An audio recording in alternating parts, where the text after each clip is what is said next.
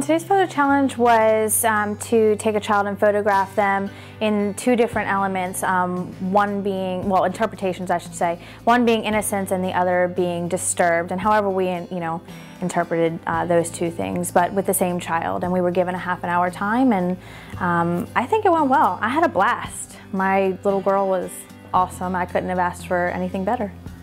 Tell the viewers what camera body you used and what lens or lenses you used and why you like those lenses. Okay, I actually use a D90, a Nikon D90. For the disturbed portion of my shoot, I used a kit lens.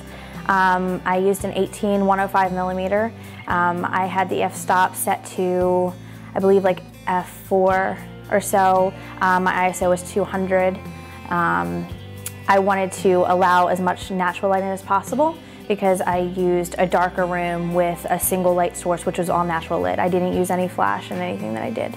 The second part of it, which was for innocence, I really wanted to give an ethereal light quality. So I switched the lenses over to the 50 millimeter 1.4, and I kept it at 1.4 and just tacked up my my shutter speed so that I didn't get, too overexposed. I generally don't tell my kids what to do, ever, whether young or older. I happen to have a 2-year-old little girl who was absolutely amazing. I did get lucky, but in some circumstances you don't. But even in those circumstances, you just kind of got to roll with it and just have fun, and that's what I did, and I think I got some amazing stuff. I used to shoot in automatic, pretty much everything, whether it was flash, no flash, whatever.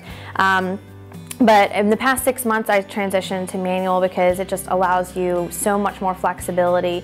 Granted, you do have to check your pictures more often to make sure that you're spot on if you're not a seasoned pro at it.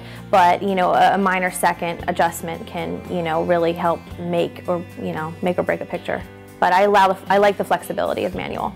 For the first part that I shot, which was the disturbed concept, I tried to keep it light in shooting because I have a concept that if you shoot it light, you can always make it darker. It's difficult to go from dark to light because then you're going to get grain, you're going to get noise in your photos. So if you're shooting light, not overexposed, but on the lighter side, and you want a darker effect, you can post-process it dark.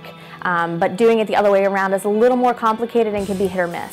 I'm just planning on making it a little darker, a little more moody, a little deep, more depth to the picture than what I was actually shooting in that moment itself. I do like to use texture a lot, so I would probably wind up texturizing some of I think that really helps with depth and mood of a picture. For the other one, the innocence, I'll probably just keep it really clean and light, and I let the lens do its thing on its own with the 1.4, so I'll have to get in there and see what happens with that. But just simple, light, and just keep her as beautiful as she was. All right, good. Let's cut it right there. Correct.